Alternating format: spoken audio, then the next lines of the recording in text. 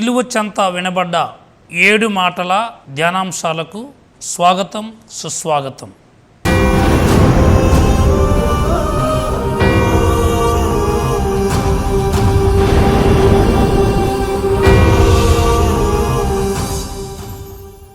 ఈరోజు ప్రత్యేకముగా సిలువ చెంత వినబడ్డ 6వ మాటను ధ్యానం చేసుకుందాం. లూకా శుభవార్త 23వ అధ్యాయము పవిత్ర వచనములు 36 నుంచి 37 వరకు. సైనికులు కూడా ఆయనకు దగ్గరగా వచ్చి పులిసిన ద్రాక్ష రసమును ఇచ్చి, యూదుల రాజు అయినచో నిన్ను నీవు రక్షించుకొనుము అని పరిహసించిరి. ప్రియ సహోదరి సహోదరులారా, దివ్యవాణి వీక్షకులారా, చూడండి, యేసుక్రీస్తు ప్రభు యూదుడు. మరి ఈ సైనికులు యేసు ప్రభుని పరిహసించారు. ఆ కష్టములో, ఆ శ్రమలో, ఆ బాధలో. అసలు వీరు ఎవరు? ఈ సైనికులు రోమీయులు, రోమా సైనికులు. వీరు అన్యులు, యూదులు కాదు, ఇజ్రాయేలు ప్రజలు కాదు. మేము రోమీయులమనే ఒక గర్వం అనేది వాళ్ళకు ఉంటుంది. అయితే ఈ 6వ మాటను గూర్చి ఫుల్టన్ జెస్సిన్ ఆర్చ్ బిషప్ గారు ఈ విధముగా అంటారు: సెన్సేషనలిస్ట్. వీళ్ళకి ఎప్పుడూ కూడా బ్రేకింగ్ న్యూస్ కావాలి, ఏదో ఒకటి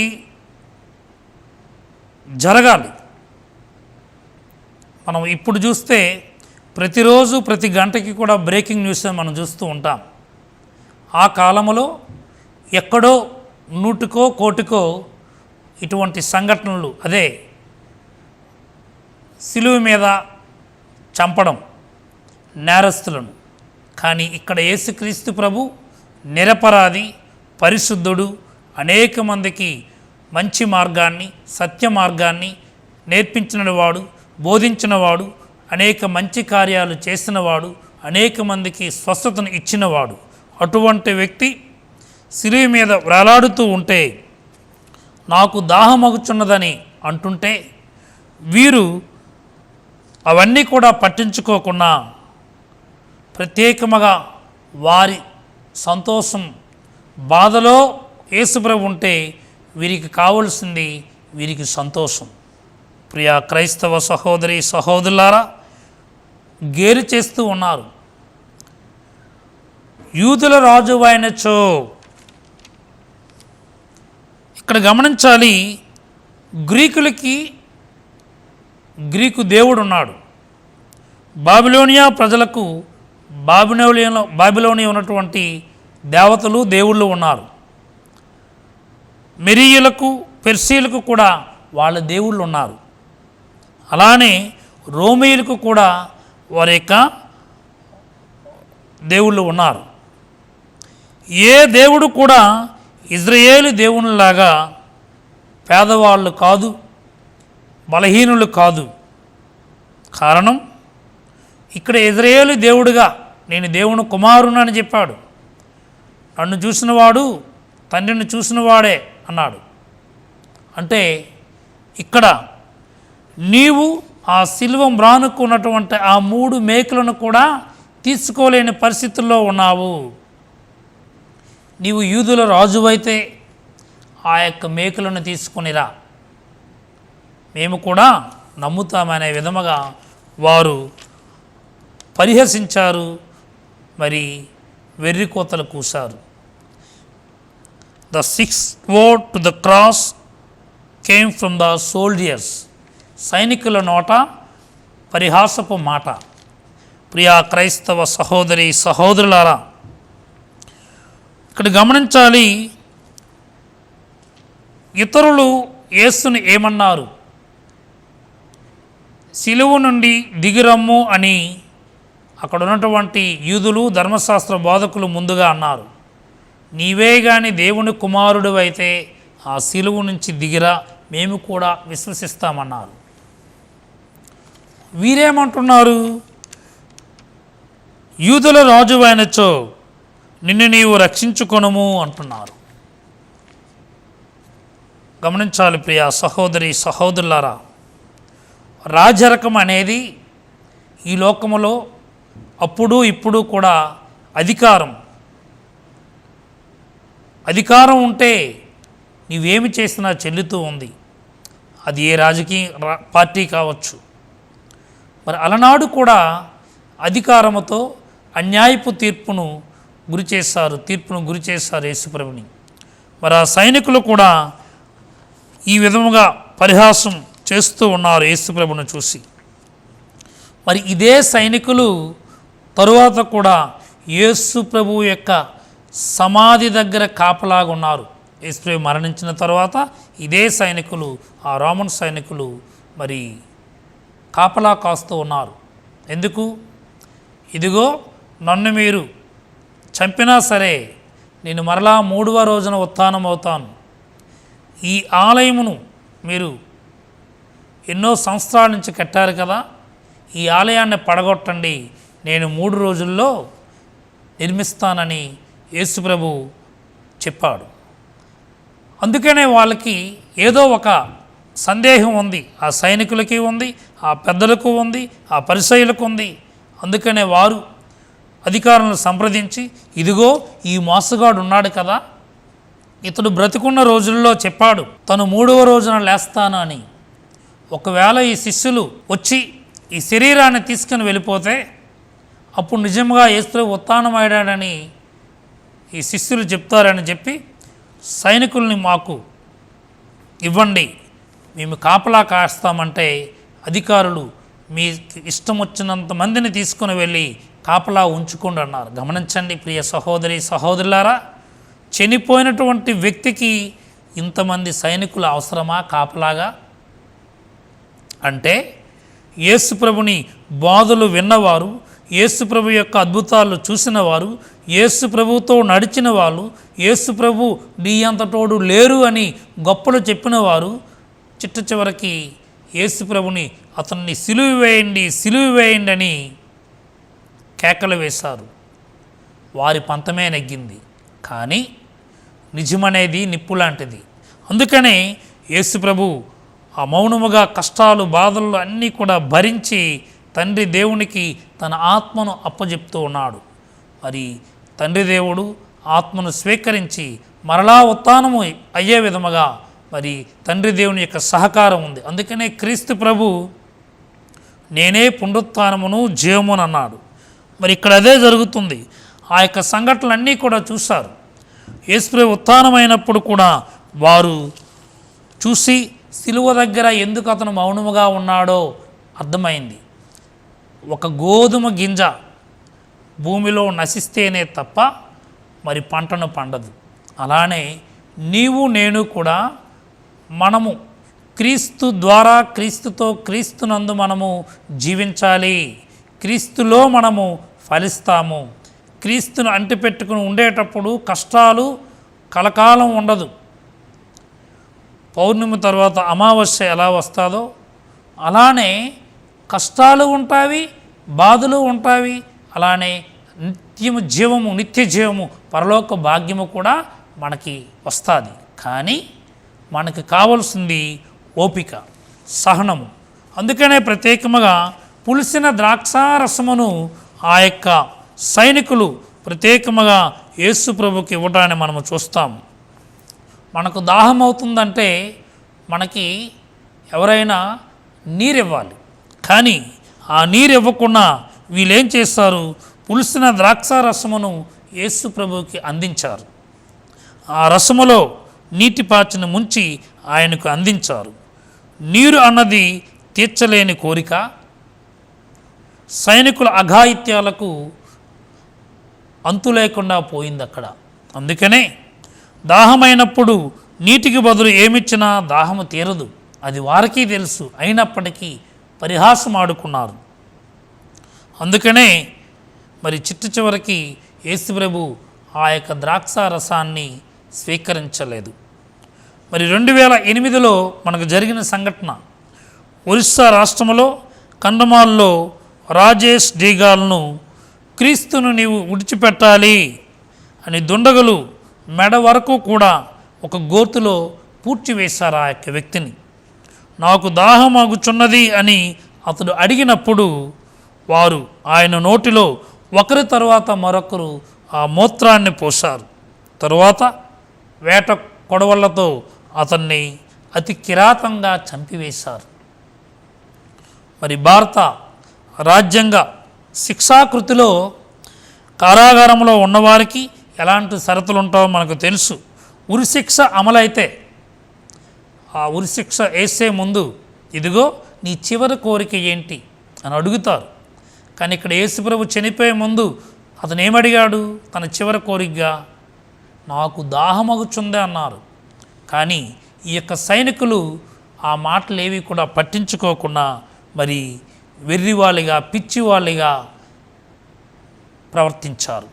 కనుక కష్టములో బాధలో ఇబ్బందుల్లో ఉన్నవారిని నీవు ఆదరించాలి, హక్కును చేర్చుకోవాలి. నీకు ఉన్నదాన్ని నీవు ఇతరులతో పంచుకునేటప్పుడే నిజమైన ప్రేమ.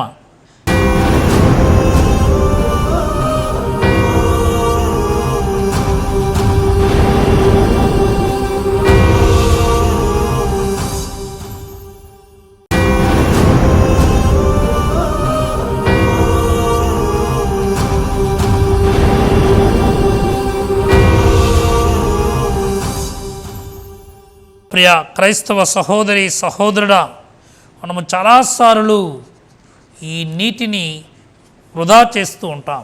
కానీ యేసుప్రభు ఇచ్చినటువంటి నీరు నిత్య జీవానికి చేరుస్తుంది. ఉదాహరణకు యేసుప్రభు తన యొక్క బహిరంగ జీవితంలో సమరయ స్త్రీ యొక్క గొప్పతనాన్ని మనం ఒకసారి చూస్తే యేసుప్రభు ఏమడుగుతున్నారంటే బైబిల్ గ్రంథాన్ని ఒకసారి చూసుకోనండి. యోహాను సువార్త 4వ అధ్యాయము 7వ వచనం చూస్తే, ఒక సమరయ స్త్రీ నీటి కొరకు అక్కడకు వచ్చెను. యేసు నాకు త్రాగుటకు నీరు ఇమ్ము అనెను. ఇక్కడ గమనించండి, ఈ మాటను విన్నటువంటి ఆమె వెంటనే నీరు ఇవ్వలేదు. ఇవ్వకపోగా ఇంకొక మాట ఉంటుంది.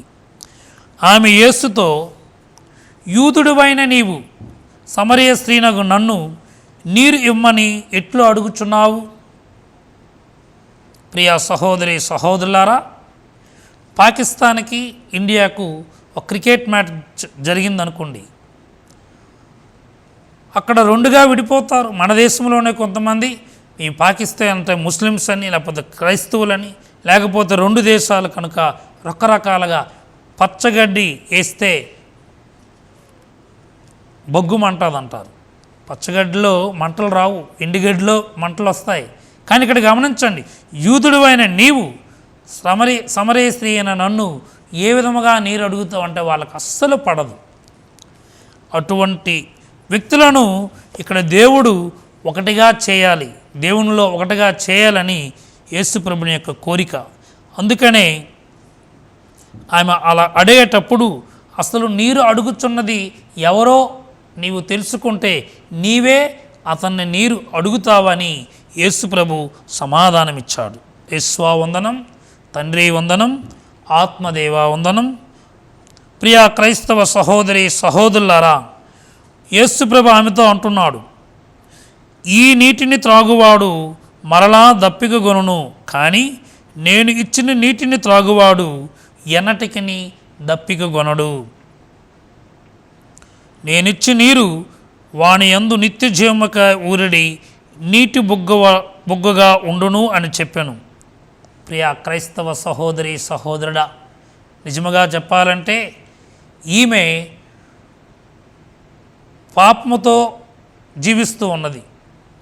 ఆ మట్ట మధ్యాహ్నమే ఎందుకు రావాలి నీటికి? అది ఉదయమో సాయంకాలమో రావచ్చు, కానీ ఎవ్వరూ లేని వేళ ఆమె వచ్చుతూ ఉంది. అందుకనే యేసుప్రభు ఆమె యొక్క పాపపు జీవితాన్ని మార్చివేయాలని యేసుప్రభే స్వయముగా వచ్చి ఆమెను ఈరోజు నేను మార్చాలి, అందుకే యేసుప్రభు శిలువ మీద కూడా ఆ ద్రాక్షారసమును తీసుకోలేదు.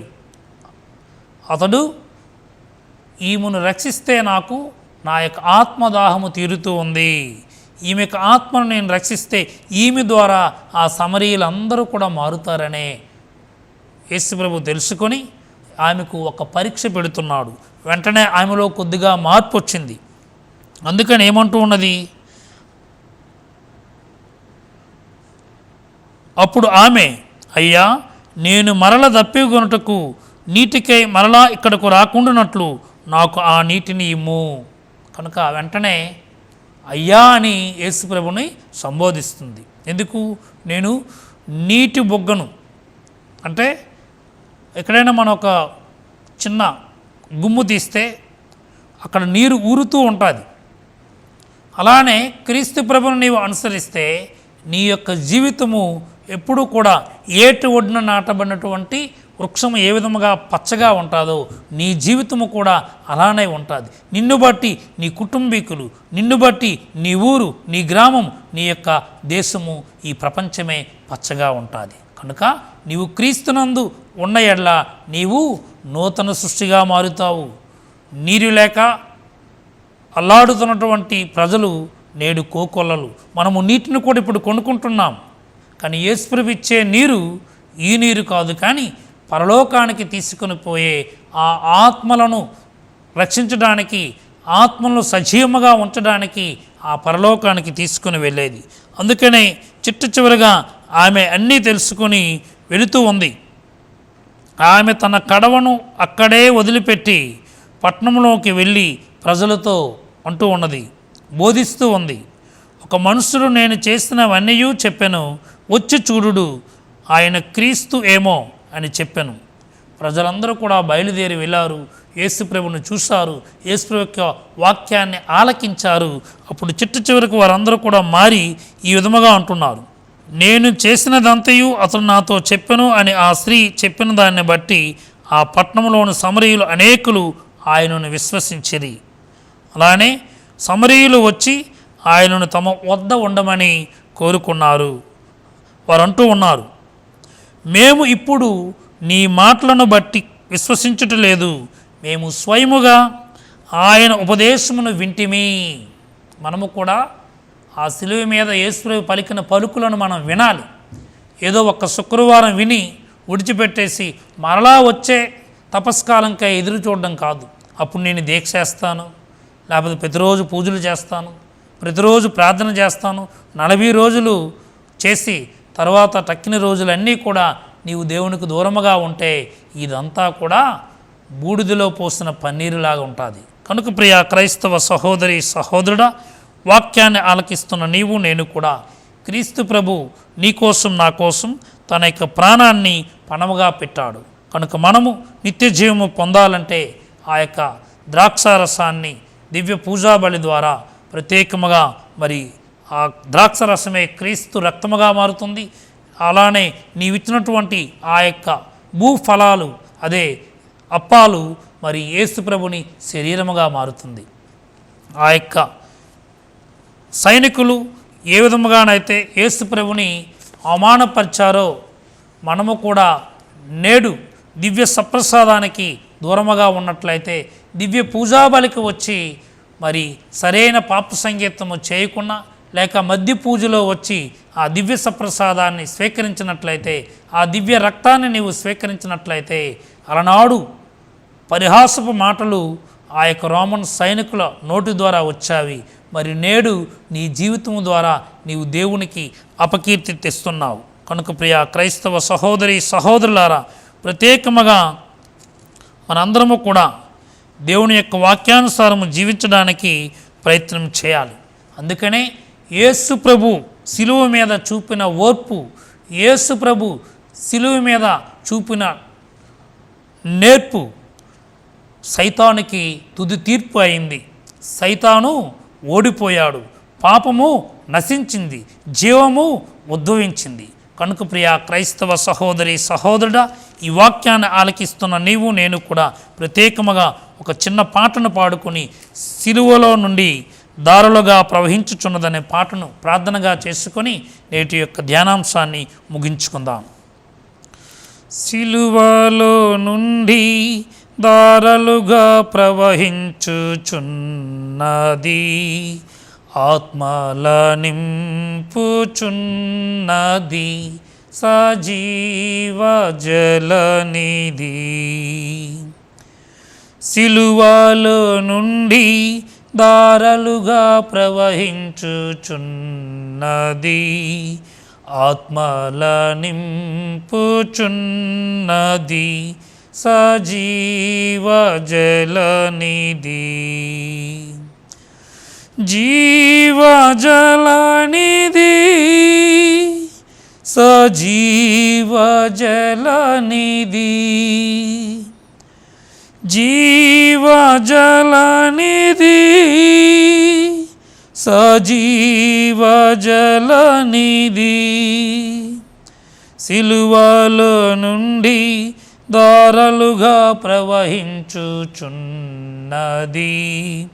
ఆత్మల నింపుచున్నది, సజీవ జలనిధి.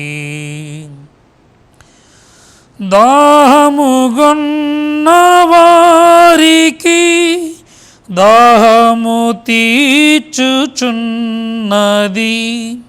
దాహముగొన్న వారికి దాహము తీర్చుచున్నది. పానము చేయుడి దానము నీకది, పానము చేయుడి దానము నీకది, శాంతి క్రాంతి విశ్రాంతి.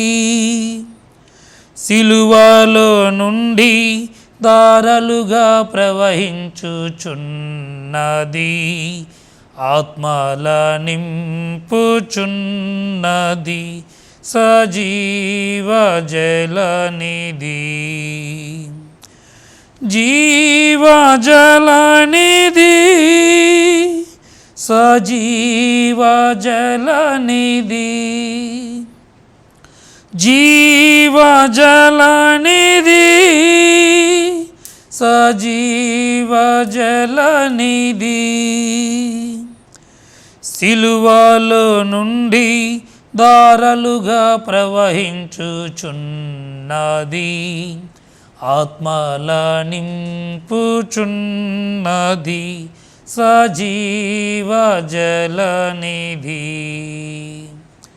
పితాపుత్ర పరిశుద్ధాత్మ దేవుడు ఈ వాక్యాన్ని ఆలకిస్తున్న మిమ్మల్ని అందరినీ ప్రత్యేకముగా దీవించి సదాకాలము కాచి కాపాడుదురుగాక. ఆమెన్.